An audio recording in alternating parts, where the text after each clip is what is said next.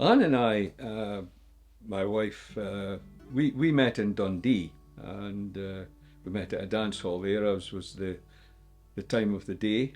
No airs and graces, and we just got on with life, I guess. And when I met her, she struck me as a very straightforward person, someone who was down to earth, and someone, I guess I must have thought someone I could live with. And got married eventually, and there we are. We got married on her birthday, actually. Generally, Anne has been the keeper of the household, and I've been the one who supplies the wherewithal to keep it going. And it worked very well. We were always together. We were married, we've been married now for 62 years, so a fair long time. We're now staying in Swansea. Before that, we were staying in Edinburgh.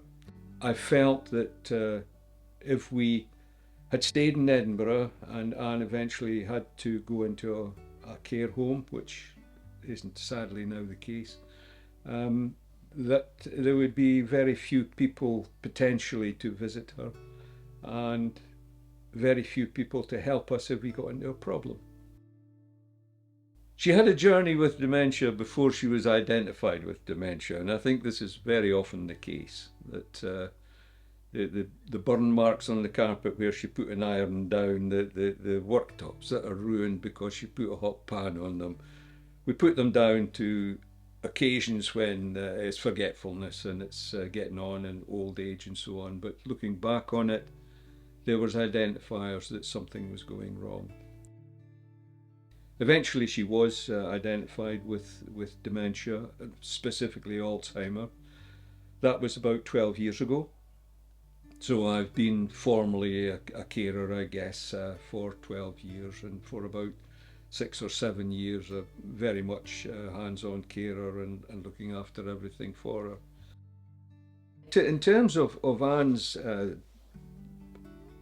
hobbies or occupations, as she's gone through, she used to be a very avid reader, and she used to do knitting and various things.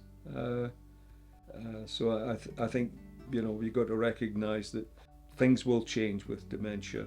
But yes, she's changed a lot, and it's quite sad. But there we are. So many people have this condition.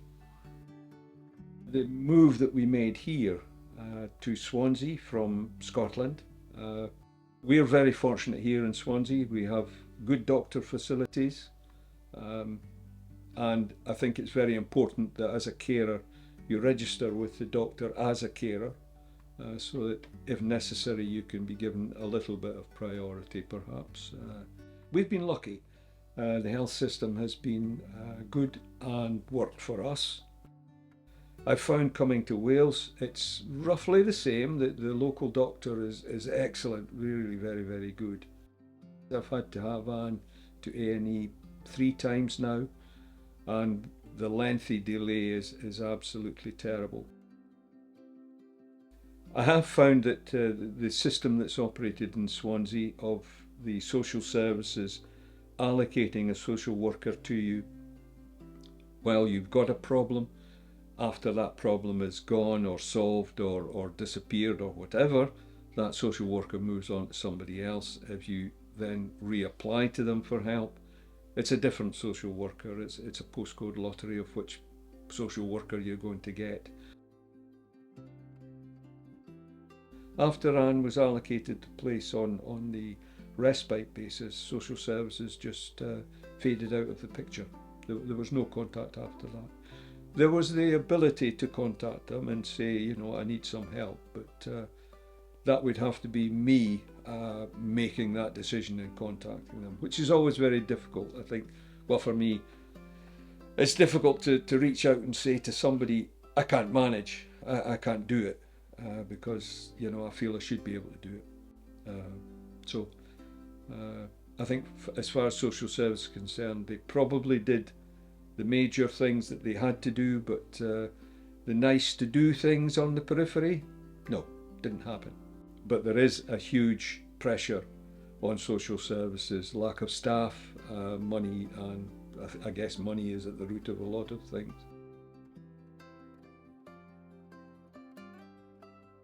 If I look back on the changes that we've experienced as we've gone through our journey together with Anne's dementia, I think the journey for us has been sometimes a bit of a roller coaster, but most times it's been a journey of progression, so that very often we're not aware of the changes that happen. We just get on with the problems as they come up and solve them as they come up. When Anne couldn't cook, I couldn't either, so I took cookery courses and classes, and yeah, got over it that way. So you know that there's a way of overcoming everything if you look for it and you put your mind to it, I think.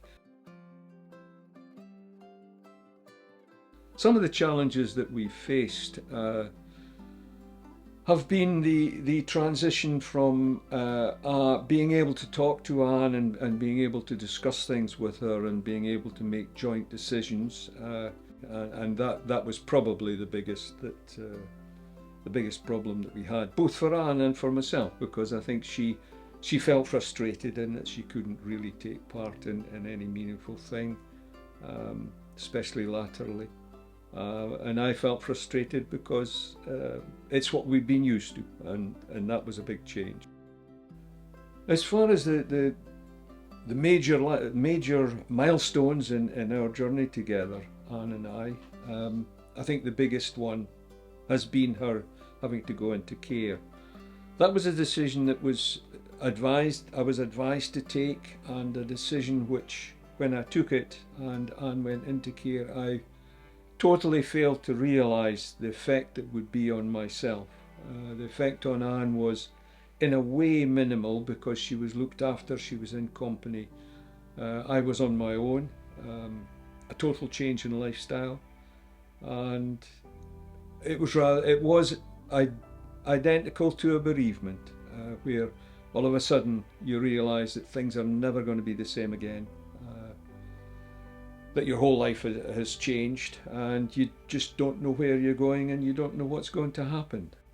I think sometimes in your life you're faced with taking decisions, and you take those decisions and you don't realise what the result of those decisions are going to be. So yeah. The thing that helped me over that critical period of Anne going into a care home, the thing that helped me for that was visiting her in the care home. That obviously, our relationship wasn't finished, our relationship was just changed. But I think the thing that helped me get over it was probably the interface that I'd built up with the other carers and with Swansea Carer Centre. If I wanted to talk to anybody, they're there and they've got time for you. It's a big thing. A big thing. We're now fairly well established, I think, as a couple, with Anne being in a care home, or she's in the hospital at the moment, but will continue to be a care home, and me being on my own. So I've now got used to the bachelor life, as it were. But seriously, I think life has settled down for us. It's settled down for me. Certainly, I still have the moments where I'm doing something in the living room and I think, oh, I'll go and ask Anne what I should do with this, and then I realise that she's not there. There's nobody there. You're on your own, pal, so get on with it. I've got used to that, and I think I'm working through it. Me, I haven't tried to ignore it, I've just let it get me down, but I've broken through it, and we're on a home straight now, until the next cliff edge comes up, until the next big problem comes up, but we'll deal with that when it comes. One step at a time, one day at a time. The chapter is not closed yet, we're still writing the script on our life, so we'll just wait and see.